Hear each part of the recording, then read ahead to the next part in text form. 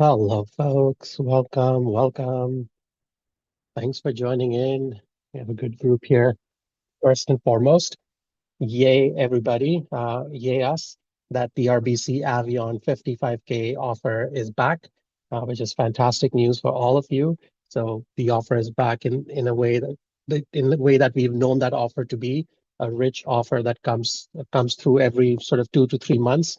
It's 35,000 points upon approval, an additional 20,000 points when you spend $5,000 in the first 6 months. So it's a nicely spread out, so you can get your 55,000. And at the same time, I think the bigger improvements have been on the side of Ion, and we've seen Ion Plus and Ion RBC Ion Plus and RBC Ion cards have offered these elevated bonuses before as well. So Ion Plus is now up to 21,000 points, and Ion is up to 11,000 points. Both of these cards now have a spending requirements back. It used to be that when the elevated offers weren't on, you could get everything upon approval. But with the elevated offers, say with Ion Plus, the 21,000 split is 7,000 points upon approval as welcome points, and then 14,000 points when you spend $1,500 in the first 6 months. Fairly nominal expectation from a card that can give you a 21,000 point yield, which if you have your RBC Avion card, which earns like the premium, the elite Avion points, the Ion points can be transferred into elite Avion points. Ion points that you earn can be transferred to the elite Avion points that you have one to one. So there's a way to move all of your 21,000 and sort of stick with that 55 plus 21 combination is what I'm talking about. All of this Ion plus Avion is just a tongue twister for me at this point of time. But you know what I'm talking about. So if you really wanted, you'll want to keep that card. You'll want to apply for the RBC Ion Plus card if you already have the Avion Visa Infinite. If you don't, then you can apply for all 2 or 3 cards together. The good thing about RBC, and we've kind of chatted about this before as well, good thing about RBC is as long as your profile allows you to be approved for newer credit, they will allow you to keep multiple cards, say an RBC Avion Visa Infinite card, an Ion Plus card, and an Ion card. So if you have all 3 within your family, you are able to combine them one to one for a nice pool of whatever that 55 plus 21 plus 11 gives you. Uh, so that was the RBC sort of ecosystem, and we've all been waiting for that card for a while because I don't know how many emails and questions I've answered on DMs about, hey, do you know when the 55K offer is coming? Well, now it's here. So yeah, you go get that card, and the obvious benefit, the reason this card, and made a comment when I was posting about this card that if I had to pick one card in the Canadian market that lives up to the hype, it has to be this one, simply because people revere this card so much, especially the 55K bonus offer that comes with the Avion Visa Infinite. Uh, and not just because of what Avion points can do, say through a fixed travel redemption, but more for this points community, what it can do when you can transfer these points one to one to airlines like Cathay Asia Miles, to WestJet if you wanted to use WestJet one to one. What am I missing? It can also obviously has been my preferred way of transferring American. American points are so hard to come by because it's such a great program. I would still move even if it is only 70% worth, like 1.2.7 is the conversion rate. I still move them to my American account because I just get that much value from my American Advantage program and booking either domestic Canada, US kind of travel that I do in North America, or doing premium travel around the world, booking at the HUD, for example, and things like that. Is just a great program, the American program. So I've kept it sort of in the last couple of years. I've exclusively moved points over to American, as much as moving Avion points to Avios has become like the thing to do, thanks to I guess bloggers, influencers, all talking about Qatar Q suites. But I've mentioned this before, and I'll say this again. It's one thing to say that, yeah, you can book Q suites using Avios, so move your Avion points to Avios just because you're getting also get a 30% bonus. So it makes it super lucrative. I would say continue to look for availability at standard and saver rates. I'm finding less and less saver rates that are available through Qatar Avios or even through British Avios on premium, like first class with Qatar or say even Q suites. It's not like it's not possible, but it's not like before when it was very easy to just move the points and there'll always be saver reward available for you to book. Saver Awards. And when there's no Saver Awards, it's straight up double the cost of what you're looking at. So it can be pretty expensive, but I find a little more predictability in terms of availability and the range of airline product availability through something like American, which is why I'm more than happy to sort of quote unquote lose a little bit of value when I'm transferring one Avion to point 0.7 to American, but at least that predictability in availability of products and business class or first class availability is a lot better on American, in my opinion. So I've been moving everything to American from my Avion. So RBC Avion in my household is what funds my American accounts. It used to exclusively fund Avios, but I've kind of moved away from that because I've flown enough Q suites per myself. So you just have to find what your best sort of use of those points are. And because Avion ecosystem gives you so many of these choices with airline transfer partnerships and things like that, like if, for example, if you wanted to fly an Aria suite, the best, which is Cathay Pacific's new business class product or newish business class product, you should be moving your RBC points to Cathay one-to-one and using it there. And Cathay availability through their own program is pretty solid as long as you're doing it at least 11 to 12 months in advance or even very close in. You'll have access to those first class seats or ARIA business class suites out of Vancouver if you wanted those. Couple of comments. Yeah, Sasha saying +1, all Avion to American, always. Yeah, I definitely kind of saw Sash doing that at first and noticed a lot of people that really put emphasis on first class flying were moving things to advantage, and I never used to. So a couple of years ago, I was like, you know what, I should really test it out and try it out. And I suddenly started booking myself on Etihad a lot more. And I thought, yeah, you know what, I see a lot more Etihad availability, especially when, remember a couple of years ago when Etihad suddenly vanished, not a couple of years ago, last year perhaps vanished from Aeroplan. I was still seeing it out of American. I was still able to book out of American. So it was always nice. So yeah, definitely follow the lead like from Sash and Mike and the others into moving it to American. It's worked out for me and my travel patterns for sure. Alex says, I think in the last 15 months, Asia Miles and AA have become more prominent over transferring to Avios. Last 15, Asia Miles and AA have become more prominent over transferring to Avios. Yes, yeah, for sure. I think, and we've kind of discussed this in a little way, that the next real evolution of this points game is going to be not just moving your points or keeping it parked in flexible currencies. Yes, you'll keep it parked, but also to be able to move it to niche and smaller programs, be it, and when I say smaller programs, I mean niche programs. If you were in Canada, most people in Canada are not dabbling in American miles, for example. So to be able to understand that, what can you use it in American for? What can you use it in Cathay for? So moving points into their own program, be it a Qantas or a Cathay or who else am I thinking? Chris Flyer with Singapore, things like that. So to be able to move those points with certain planning in place, I think that's the next big learning for folks that are used to using Aeroplan for their next redemption and things like that. The next step in terms of learning in this points game is to how do you leverage some of those. I guess the right terminology would be some of those non-primary programs to where you are and how to leverage them into other products and other sort of luxuries that points can bring to you. Or so yes to Alex's point about the last 15 months. Denby says Cathay can save YQ on BA flights. Yep. Hong Kong is a great example.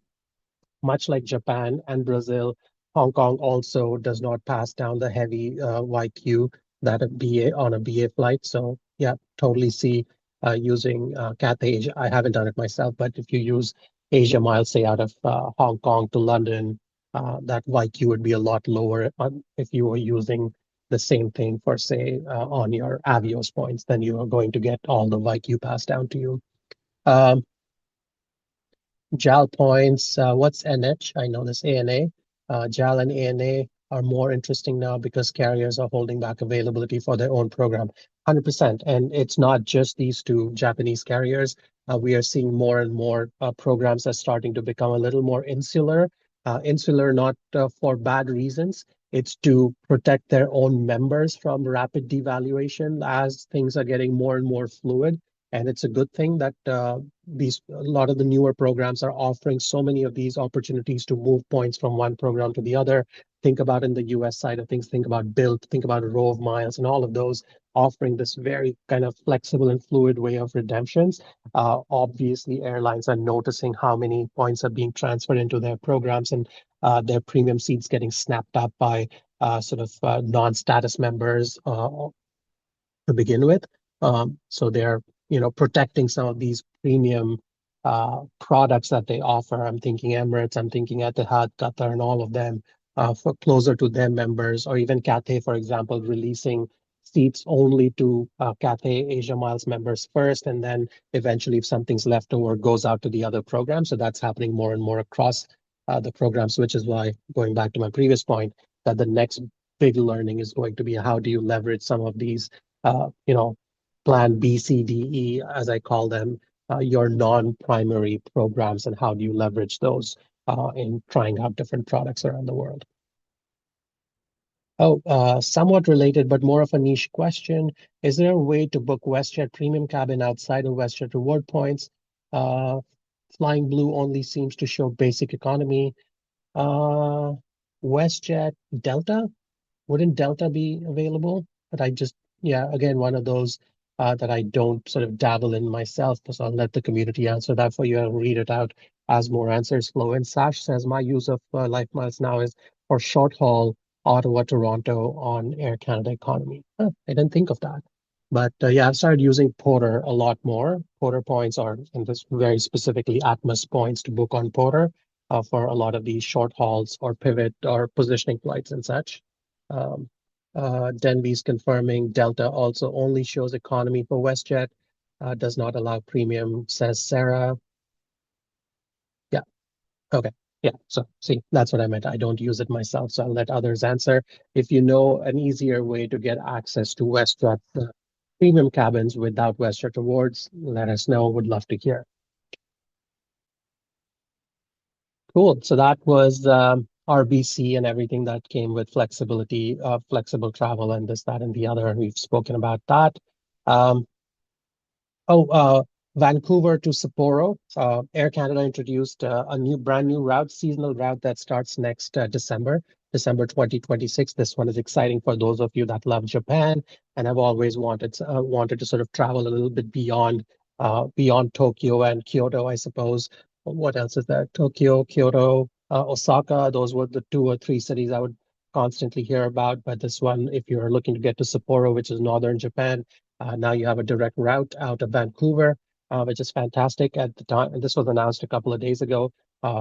Flights are already available to be booked on Aeroplan points, and perhaps unsurprisingly, business class on those direct flights because it's a brand new flight, a brand new segment. I suppose the demand must be a little bit higher than usual.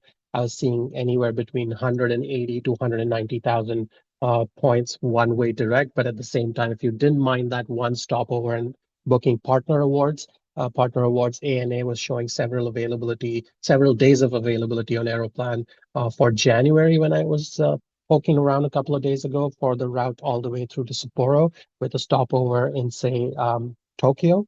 So if you were doing that out of the West Coast, San Francisco, LAX, to Tokyo onwards to Sapporo, that one was available for as low as 80,000 points through Aeroplan.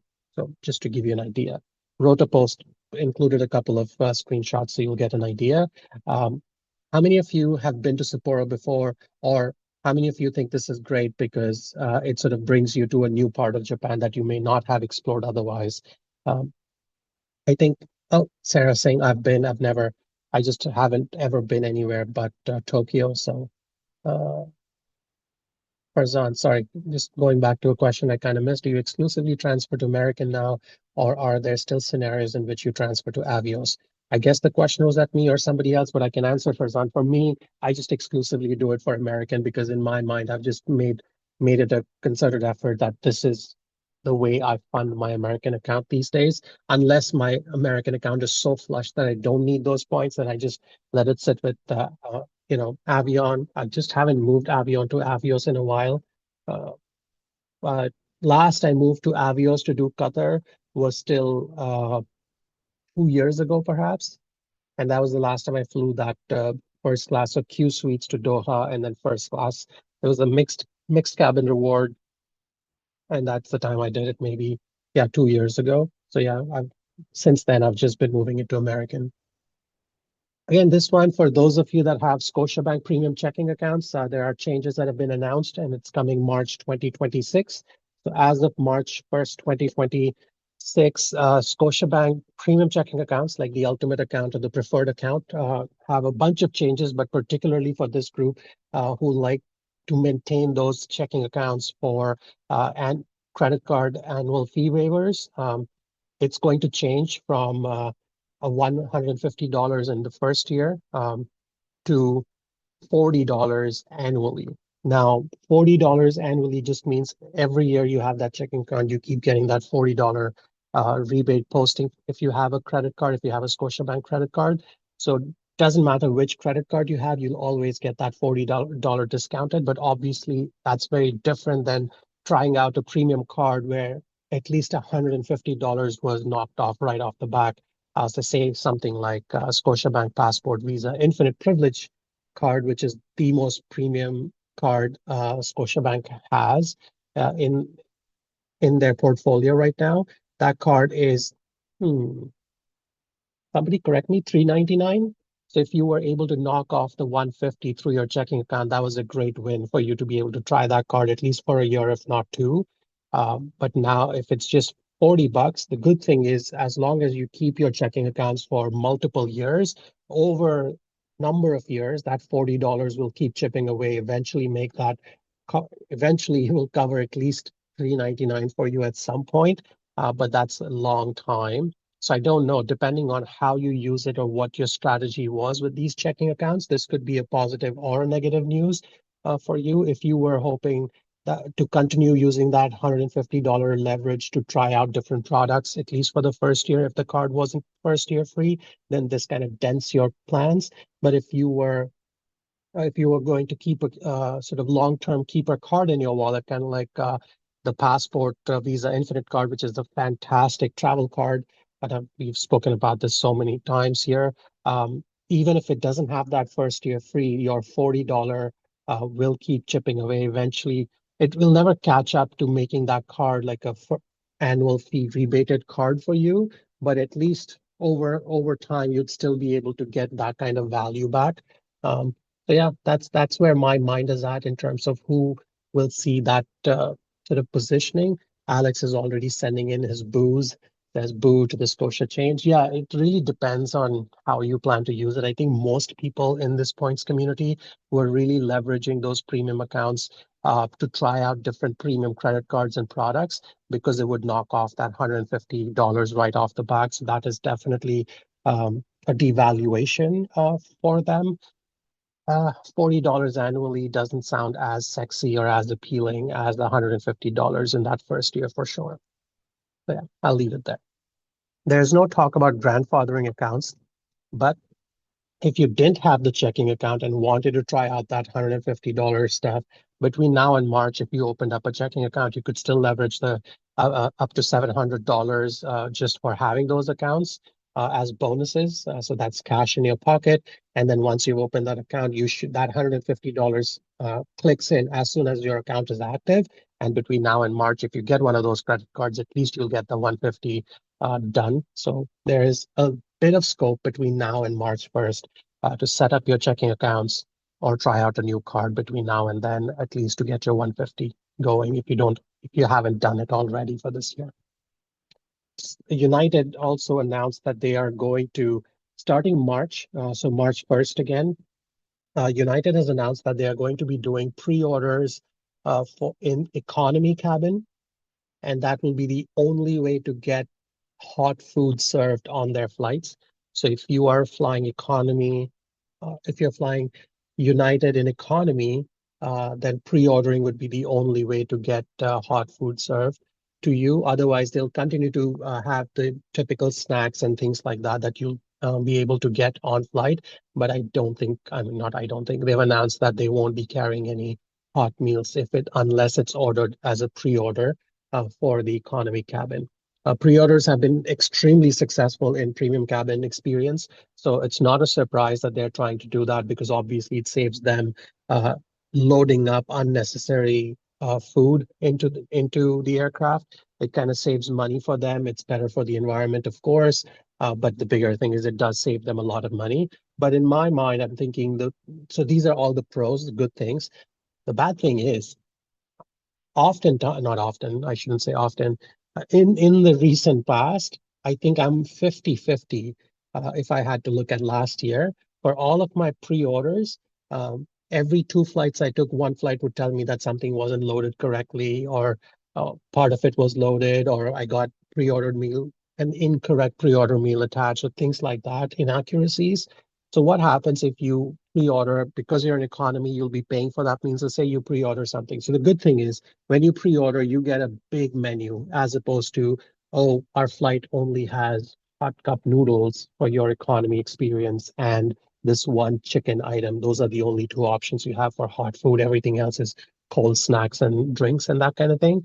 So with pre-order, of course, you'll get a sort of bigger menu to order from. You make that payment, you hop on your flight, and then what if it doesn't get loaded? So then what happens to all of the payments? It becomes a little messy in terms of how they would refund it to you. Uh, on a recent United flight from Vegas to Chicago, they did not load up my pre-meal, but at least there were other options that I was happy to take that they had loaded up in, and I was United first, so it wasn't as binary as no more hot food for you because your pre-order meal was not loaded, which I'm thinking would be the case with economy unless they have a bit more maneuver and some backup planning. Of course, I'm assuming they'll have some of it, but it just bodes that in trying to save and in trying to make things a little efficient, in trying to give people a little more choice, there's always that a little bit of risk where things might not get loaded and you may still be out of luck, and then your refund can take a little while to come through, or you may be forced to pick something that you didn't want in the first place simply because now you've paid for it. So I don't know. What do you think of it? What has your experience with pre-ordering been? Because pre-ordering has now become so common, at least in premium cabins. I feel like once United is going to go ahead and do it. There'll be others that'll sort of carry that tradition into their own service models if this sort of ticks off in the best way possible for United. Uh, Denby says it also transfers. Oh, Denby says it also transfers blame to the passenger when we don't have your choice because you failed to order online. Yeah, I can totally see a lot of that happening where people just don't know about these pre-orders, don't pay attention to ticketing, the typical leisure traveler. When they get on board, they're like, hey, I needed something hot to eat. I didn't get anything other than chips and random snacks. Then yeah, it'll be a bit of complaining, but that is all part of learning once it becomes that common, maybe in a couple of years from now, where pre-order is just a thing to do, maybe that'll be like picking your seats or picking something like that, that your pre-orders would be done at the time of booking. Then we also says they'll solve your meal fail the way they solve your dead Wi-Fi. Yeah, I've had really good experiences with Air Canada, Air France, with United for the most part, with a couple of American flights as well. It's just, like I said, in the last year, I would say it's been, yeah, 50-50 or close to 60-40 perhaps, and 40% of the times either it wasn't the exact meal I thought I had ordered, or I got a confirmation that my pre-order was accepted, but then Qatar tells me they never saw the pre-order on their end, or things like that. So pre-orders are not glitch free is basically where I'm getting at. Hopefully they'll have enough backup or a few other options that for that grumpy passenger that thought that they ordered or they ordered and things didn't get loaded up. There's at least a couple of these hot meals, but the way United is positioned, it literally says from March 1st, pre-orders will be the only way to purchase fresh entrees for customers traveling in economy cabin. And this was particularly for flights within the US, Canada, Mexico, and the Caribbean. So they're not saying this is going to be the case for long haul flights, but it's for sort of the continental US, so US, Canada, Mexico, Caribbean is where they've announced it first. I guess this is like phase one. And if things go well, there's no reason to not extend the pre-orders to long haul flights as well.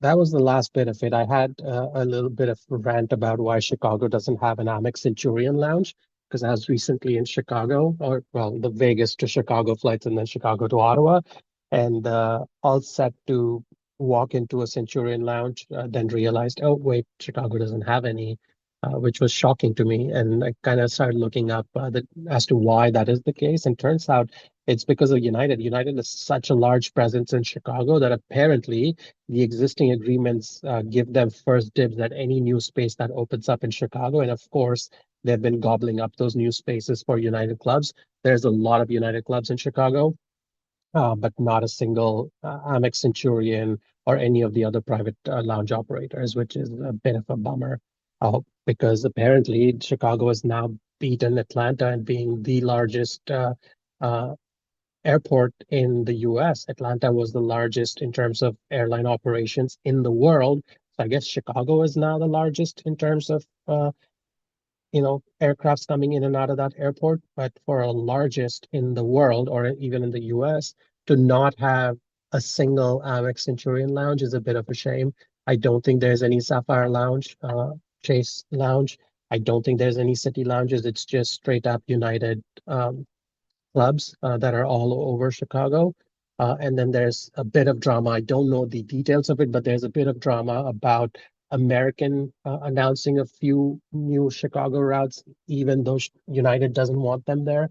So there's some fight and drama there. Yeah. Anyways, but I just was caught in that no Amex Centurion Lounge. Also, how many of you have successfully been able to generate a QR code on your Amex apps, Amex Canada app, uh, to walk into a lounge without your physical card? I keep forgetting, and this is obviously totally on me. I keep forgetting to take my business platinum card with me in my wallet. I don't keep it in my wallet. It just is one of those cards that I use digitally all the time for set subscriptions and purchases for work. But I find myself at the airport and thinking, I'm not carrying my physical card. And I've never been able to, and I know you can generate a QR code. I've never been able to generate one, to be honest. So while I was in Chicago and I was kind of bummed out that there was no Amex Centurion Lounge. At that time, I realized, oh, wait, I also don't have my physical card. So if there was a Centurion Lounge, I wouldn't be able to get in there. That was besides the point. So I opened up the Amex app, just typed in Atlanta for the sake of it, saw the lounge, clicked on the lounge, and there was no way to generate a QR code. Am I doing something wrong? How do you generate a code? I've never done it. Love to know if you have. Sarah says pre-orders are important for less status travelers. Recently on Air Canada from Toronto to Vancouver, there were at least 8 super elites in business alone. Passenger 1A ahead of me, non-super elite, wanted chicken, but that choice was out. I had pre-ordered. Yeah. Kristen is asking any suggestions on a name address mismatch between bank and points program, to which can be responsive. The points program is BS, just giving up and pulling all of your hair. Guess what? I don't even have that option. Christian says it's more with rewards, the real points program. Yes, more and more people want alignment there. What I would suggest is get that updated. So a lot of times the updates are pretty quick in terms of matching. That matching is instantaneous. So if you know that there is a mismatch, which one did I have? I did have this mismatch with actually with the Avion when I was trying to put my Avion to Avios. What was the mismatch? Oh, it was my Avion business card, which had points, miles, and bling on it. And of course, I was trying to move it to an Avios program, which had Anshul Singh in there. So I had to call in, and they were able to add something on my RBC side of things to fix that issue. So then the Anshul Singh started showing up with the points, miles, and bling as well on my business profile. And then the transfers went through correctly. Yeah, I think that's what happened in my case with the mismatch. Steve is saying, I believe to generate QR code, maybe it's a US app only thing. Oh, maybe that would explain it, because I thought I was doing something so stupid and silly, because you look it up and it tells you all about this generator QR thing. And no matter which lounge I was looking up on the Canadian Amex app, it wasn't showing me any generating QR business. But okay, that's too bad. Hashtag because Canada, says Denby. All right, folks. Great chat. Thank you so much for indulging me. But I'll see you folks next week. I guess same time, same place.